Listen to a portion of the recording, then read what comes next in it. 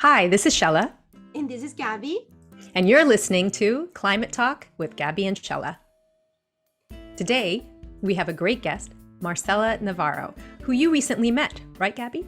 I did. I was at a launch event that she organized. Marcela is the founder and CEO of Project X.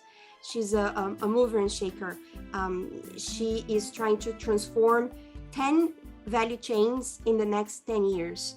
And she invited me to go to the very first project that she kicked off. That was before COVID. It was a very big building with 4 different floors. And on each floor, there were innovators, there were startups and early stage companies with very exciting different approaches to the food supply chain. And in each floor, there were 1 or 2 buyers that were going around and asking questions to each one of these, startups and new companies. You could see the energy level was so high, and Marcela kept orchestrating and making sure that the level of conversations were intense and detailed enough so that the next step would be more of a discussion on the commercialization terms of the different solutions that big buyers to the likes of IKEA would then be bringing to their procurement process. Well, that sounds amazing, Gaby. I can't wait to talk to her. And it sounds like a lot of what she's doing is very much in line with what we're doing at iClimate Earth, especially looking for sustainable solutions and most importantly, trying to quantify impact. So with that, let's go off and talk to Marcela. Welcome to Climate Talk with Gaby and Shaila. We're here with Marcela Navarro.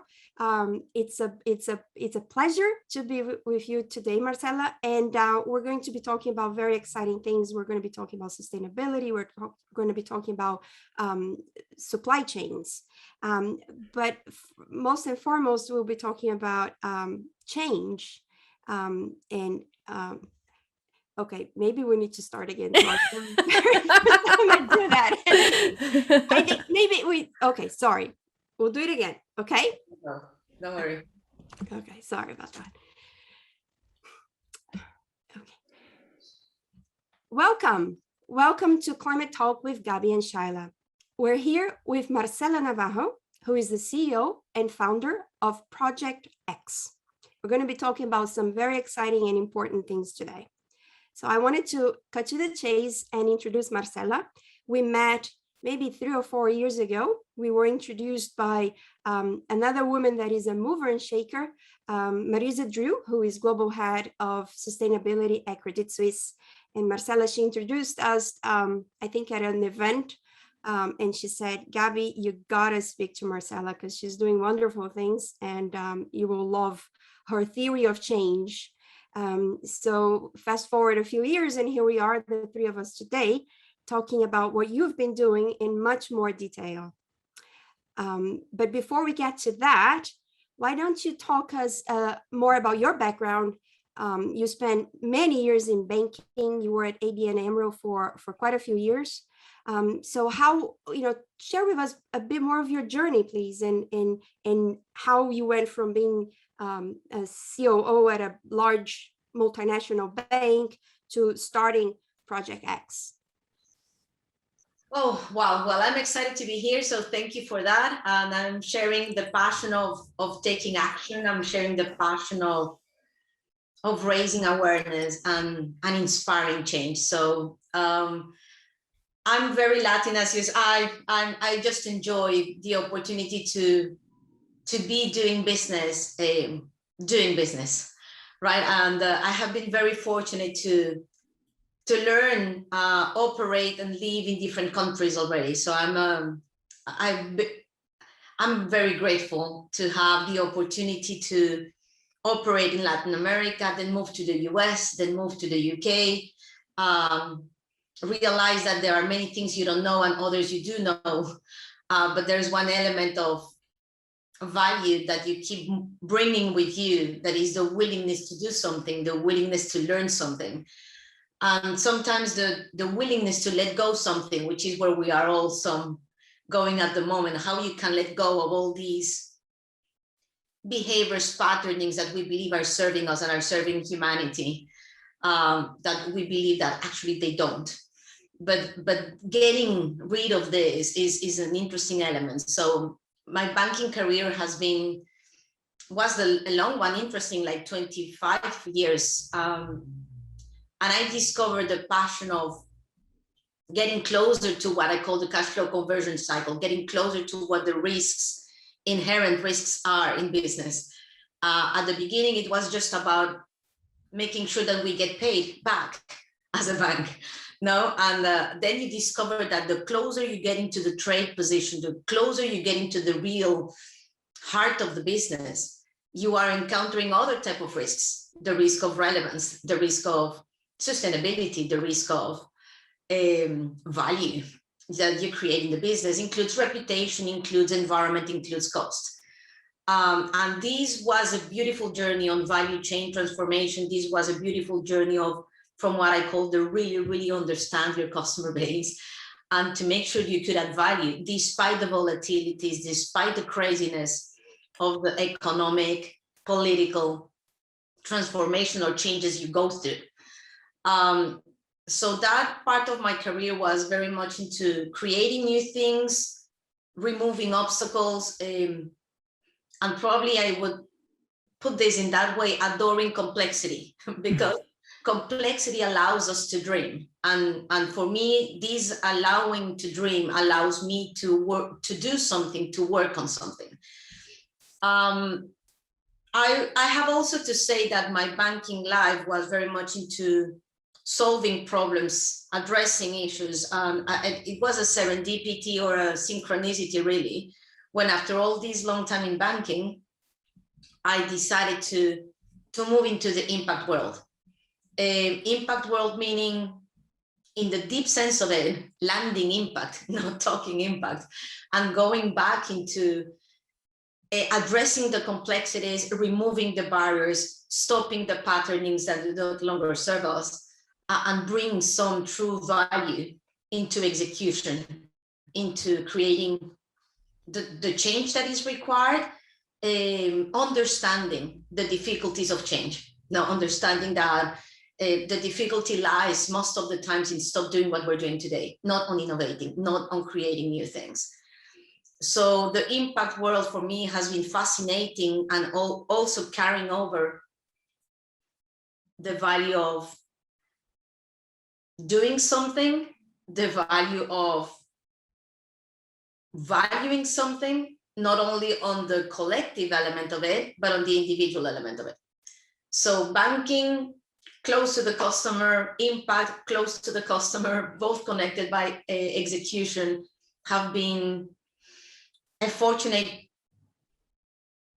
place for me to do something and to respect and understand self-interest, basically. That nothing happens without people, companies, and humans caring about it, and seeing it's relevant for them, whether it is, we can call it selfishness or self-interest or self-love. It needs to be relevant to the action takers to take action. So yeah, we fully agree, and it resonates with us. For Gaby and myself, we have similar backgrounds in private sector, institutional investment, and I think it's great that we can leverage the skills, like you were saying, in our new venture, which is also about that impact, but in a way that isn't compromising, and is analytical.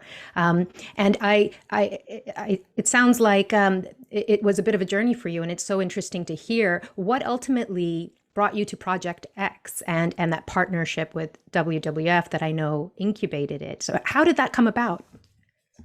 Well, I think it was serendipity, really. The transition from the banking world to the impact world and to founding Project X was serendipity, in my opinion. I was leading a big project within the bank to bring impact into the world of banking, whilst addressing the gaps on supplier inclusion.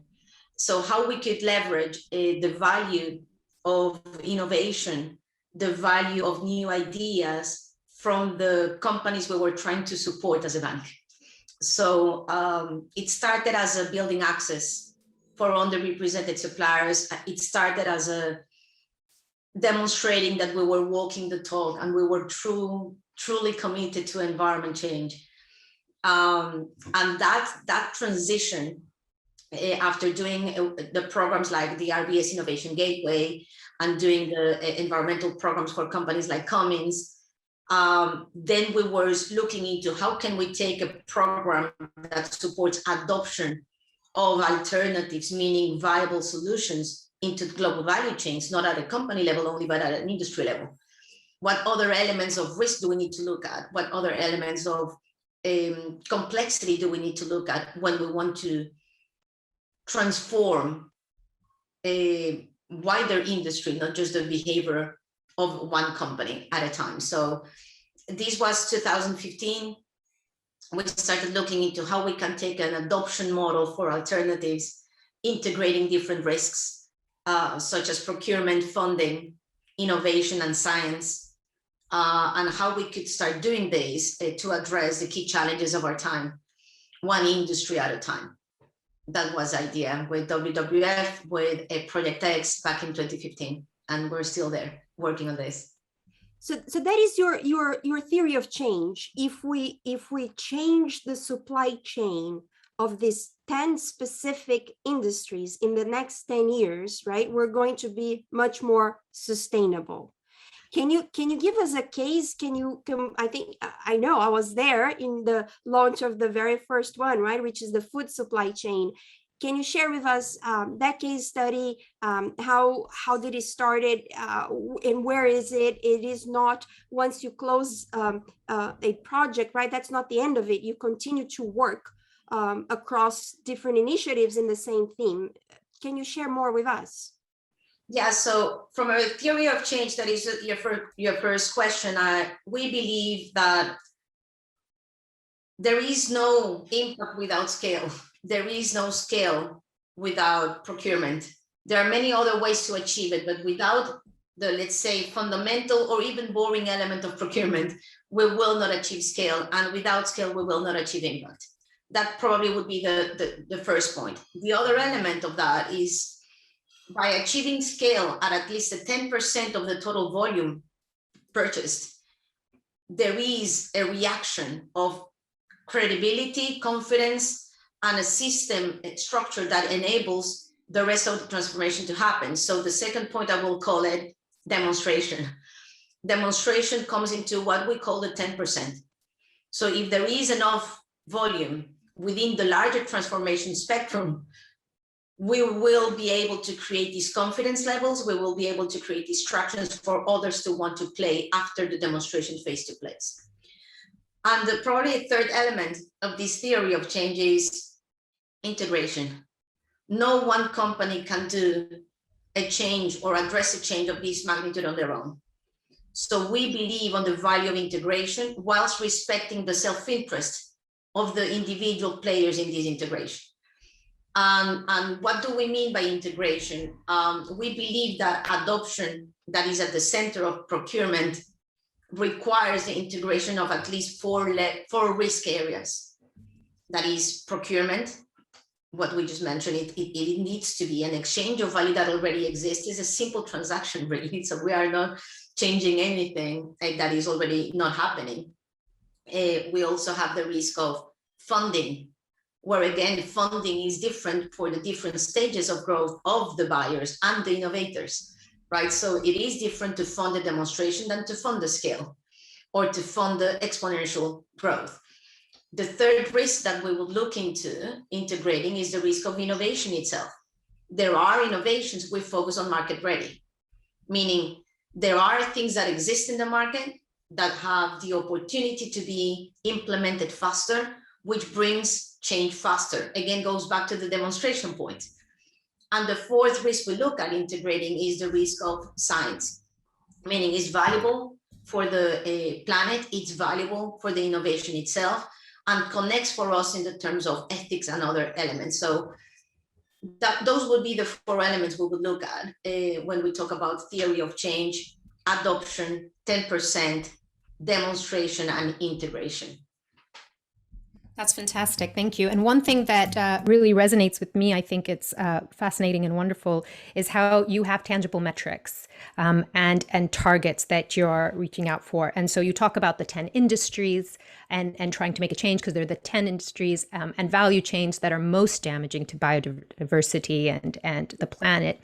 So we know one of them was on food. Can you tell us a little bit, just so people understand, what are the kind of industries that you're talking about? Yeah.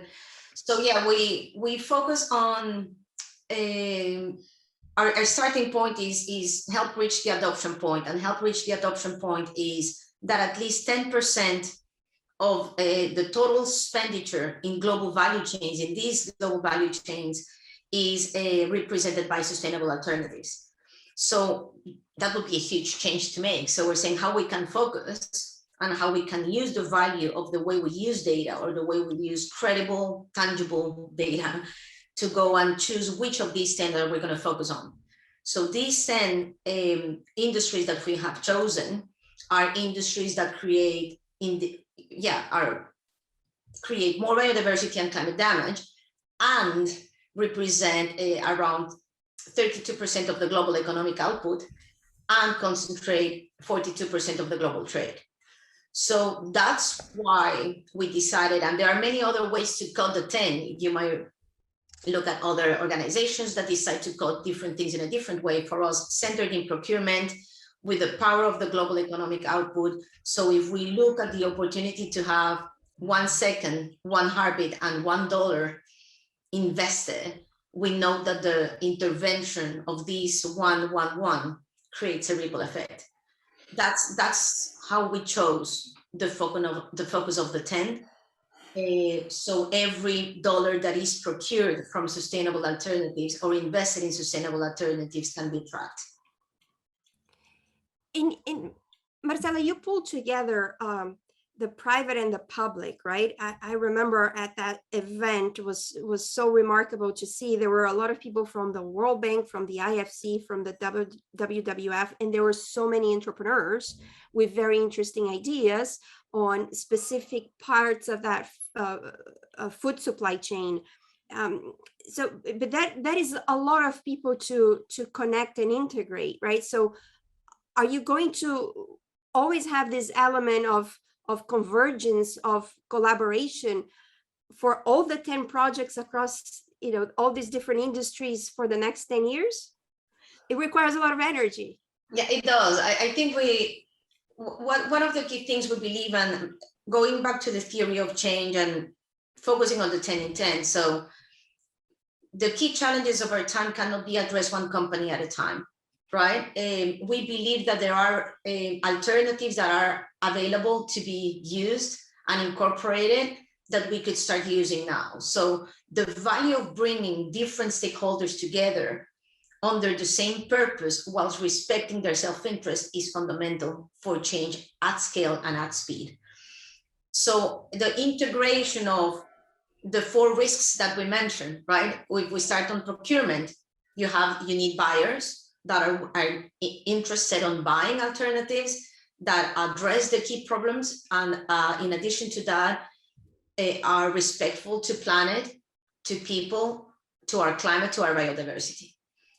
On the other group, you need somebody that provides these alternatives, that understand that the production of these alternatives requires the same respect to the planet, are done in a way that is ethical as well, and are done in a way that creates a shared value for the different stakeholders and themselves. At the same time, you need the enabler functions of funding, insurance, that will not only help address the risk of the exchange of the commercial value, but it will help accelerate the potential scale of these alternatives, avoiding the buyer to assume all the risk or the innovator to assume all the risk. So there we talk about shared risk value. Then you talk about science, how we build the opportunity to create confidence levels that enable all the pieces of the system to move together, doing the things that they are good at with the right confidence that they can move, that they can be part of something bigger than themselves, while they can get the value they need.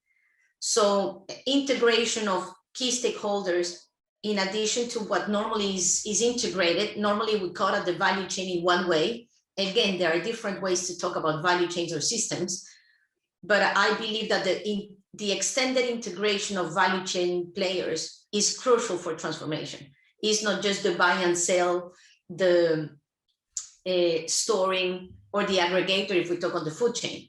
So in our FeedX project that we were looking at, and this is one of your questions, Gaby, as well, is how looking into transforming 10% of the feed production to sustainable sources requires not only the buyers that are committed to buy alternatives that are sustainable, that are concerned about value chain resilience and risk, that are preparing their future-proofing themselves and preparing themselves for a future that is, for me, way more risky than we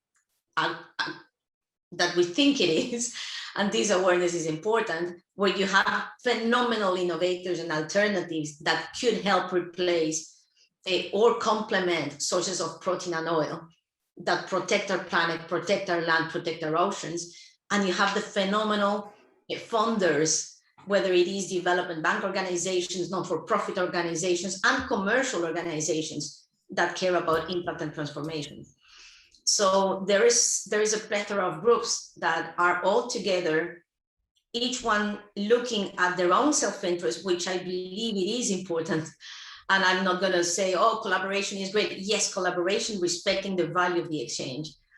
And of course, looking at collaborative, collective value. But yeah, it's exciting. There's and each industry will need the same. We'll need the buyers that want to buy. We'll need the alternatives. We'll need the supporters. But throughout all that, the value of data is hugely important to build not only the right confidence levels, but to be able to track the progress. Yeah, and that is something that we've certainly seen as well, that data and the importance of bringing that into the analysis, and how a lot of it is not readily available. So can you talk a little bit more about that aspect of it, the challenges and how you address them when it comes to getting the data to track that progress? Yeah, definitely. Look, I'm a big fan of data. I think I have come from my banking life and the impact life in terms of understanding, first of all, what data are we talking about and why we need data, and what can we do with this data, right? I believe for me, data is the key building block for confidence levels. And confidence levels require not only the right type of data, but the right type of aggregation of these data and the right type of translation from data to insights. When we're talking at systems, when you talk about more than one player in these systems, we get exposed to the complexity of having different interpretations of what the value of data is, choosing different sets of data to monitor, aggregate this data in a different way, or simply use data for different reasons and purposes. So the value of data at an aggregated level in a world that is aggregated and integrated is a huge opportunity we still have to deploy. When we talk about LCAs or we talk about environmental indicators, people are trying to follow CO2 value, natural capital value, but everybody, even though there is some standard around, they do use different elements of this standard in a different way under the, let's say, framework. So the ability to consolidate, track, demonstrate independently data is crucially important from our perspective, and very much into what we want to do to reach the adoption point, to reach the point where alternatives are 10% of today's procurement spend. Without confidence levels, we will not be able to create this adoption shift. And this comes from the buyers, the investors, the innovators, the science, the insurance players. Around data is crucially important for confidence levels and value. Sorry, just to ask, following up, because it's such an ambitious project and yet so necessary what you're doing, and it could make such a significant impact, in this next decade. I noticed that on your website, you talk about this approach being tried and tested. Can you tell us a little bit about that, what you mean? Yeah, so tried and tested means that the model of adoption has been deployed successfully in different sets of organizations so they can increase the number of sustainable alternatives in the value chain and get results that are tangible in terms of savings, in terms of carbon reduction, in terms of water reduction. And this would be on the number element of this, but also on the way, and Gaby, you were mentioning that before, to orchestrate, to integrate multi-stakeholder commitments and multi-stakeholder orchestration where priority space, people, and projects might be dissimilar and felt in a different way. So when we did these projects before, we did these on built environment. We looked into what is the type of alternative that is required to address the key environmental targets for built environment. We did this with financial institutions. We did this with power engines companies, and we're doing that now on the feed side and looking into very tangibly move from a very basic activity that is procurement, and it's still basic, into making sure that these transform the way we procure, we consume alternatives in the next 10 industry value chain. So it's ambitious and is anchored in very tangible activities. We have done programs before that enables us to feel comfortable that we understand some of the key intervention points, some of the key tensions, both on the technical and the human level, and allows us to keep having our radar open to keep learning. And when we talk about transformation, people are at the center of transformation. And then you have not only the technical element of the transformation that is required, but the emotional element of the transformation. And I believe that this is one of the key risks we are exposed to. Fear, uncertainty, and these elements of very human realities produce a lot of inertia. And we cannot afford inertia when we are time-bound to take action for our planet, to take action for what comes after us. So I'm very much mindful that one of the main risks is not just necessarily technical. It goes beyond that. But you keep the eye on the ball, and your target is 2030, and that resonates with us because we too think that 2030 is a very important milestone. But we are hopeful. We see a lot of innovation. We see there's a lot of work ahead, but we are in the right direction. Electric vehicles are a robust solution. Adoption is taking place. Sustainable consumption, plant-based diet is growing extremely fast. The decentralization of our grid, we put all these things together and we see 2030 could be fundamentally a different world. So can you share with us some of your predictions? What do you think we will achieve by then? And some big numbers. We have ours. We share in our website with infographics, percentage of electric vehicles adoption and things like that. Can you share with us a little bit of your targets and a bit of the hope and aspiration of where the planet is going to be in the next 10 years? Oh, I love this question because my natural way of answering that is that we can, we should, and we will achieve our targets and achieve our 2030 targets. For us in Project X, we're looking into shifting $1.3 trillion from unsustainable procurement to sustainable procurement. This would be around $450 million every day. When you realize that if that's a number you look at daily, and if we don't do enough daily, you still question yourself, is this going to be possible, right? And it's this part of the prediction where you can, when you look into, there is adoption, and I look at this word, I love this word personally, because it means that it's embedded in your system. right? It is embedded, understood, and protected in the system in the way you do things. I believe the scale and the pace for which change is being adopted is too slow.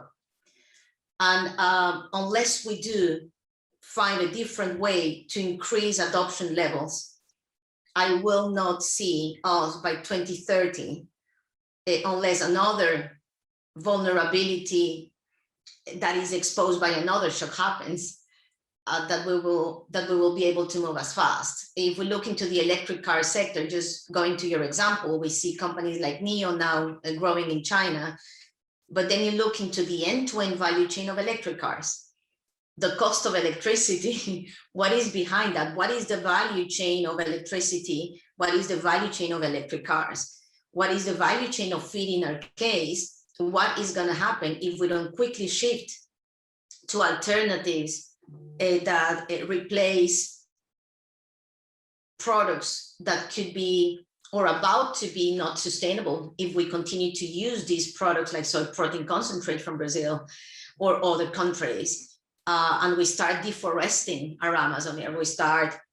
We continue to deforest in the Amazon. If we don't start creating these shifts, build the right confidence levels, and start incorporating more change, I believe it's going to be difficult. What is happening in aviation? We are seeing some organizations starting to look at some options for greener options for fuel. But again, you're looking into less than 1% still of the fleet of IEA, DHL, or any others, not to name some companies directly. There is space to do something about it. So adoption for me needs to happen much faster. Volume needs to happen at a larger level. I believe COVID has been exceptionally important in our appreciation of risk and shocks.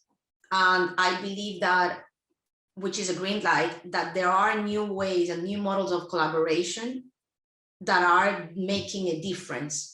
And I'm still hopeful that we will be able to move from greenwashing, that it's still around, sadly. We are still in the greenwashing between greenwashing and greenwishing, right? But our aim, that's why I'm fundamentally a fan of data and demonstration, is moving from the dial from greenwishing to green doing. And that's what we should be focusing on. But I don't believe we have as much time as we think. And if 2030 looks far away, I think 2030 today for us is 450 million change every day. So we just need to start acting faster. We love that line, from greenwashing to green wishing. I think I'm gonna borrow that if you don't mind, but we couldn't agree more about the importance of data and analytics and having a thoughtful research-based approach, because that's exactly what we're trying to do. And in many ways, I guess we're more on the granular end of your ambitions. Our ambitions are along the same lines, but we're focusing in on those sustainable solutions and trying to ring fence those and find those alternatives that provide a way to, create products and services, but with much less emissions than what the alternative would have been. So those sustainable solutions is what we're trying to find too, and then quantifying that through the potential avoided emissions metric that we use. And so much of what you were talking about in terms of adoption, because a lot of these technologies, some of them are well known, some are very new, and having people aware of them and increasing that adoption, because as you rightly said, you can't force people to do it. It has to make sense for them.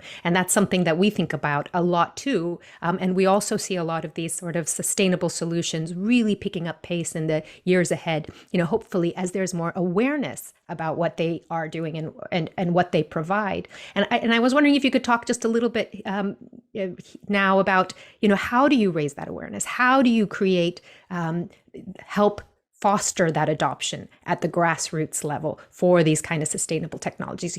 Businesses, hopefully there'll be regulations and, they'll be on board for multiple reasons. So there's the adoption from their standpoint, but even sort of from the consumer standpoint. I love this question because from my perspective, adoption can be unlocked through demonstration. So I'm a firm believer on demonstration. when we're looking at transforming systems, we have been looking very much, or we have been orientated into an aspirational value, right? Oh, we need to do something. We need to do something. The problem is with these need to do something. And in the planetary challenge, it's so big that this grandiosity creates a little bit of a stagnation. No, you don't move. So demonstration is crucial for transformation, and demonstration is crucial for adoption. I always use an example that in the world of circles, if you have a square, immediately the square will be probably rejected, right? Because it's not the same shape, so it shouldn't be there. But also, if we start looking at how the square and the circle work together, we can actually see, well, it can create value outside, inside. What can we do with this? So my point on this is, for adoption, demonstration is crucial. And this is what we believe in Project X. Demonstration helps build the right confidence levels. Demonstration helps inform whether it is the procurement value, the funding value, the innovation value, and the science value. So I am a big believer on demonstration as a building block for adoption, and as a way to create the right level of inspiration, the right level of understanding to bring others into the adoption journey, right? And I believe that this is still needed. And the funding and the research and the data that is required for demonstration is critical, and not necessarily the same type of data we're using for maintenance or for business as usual.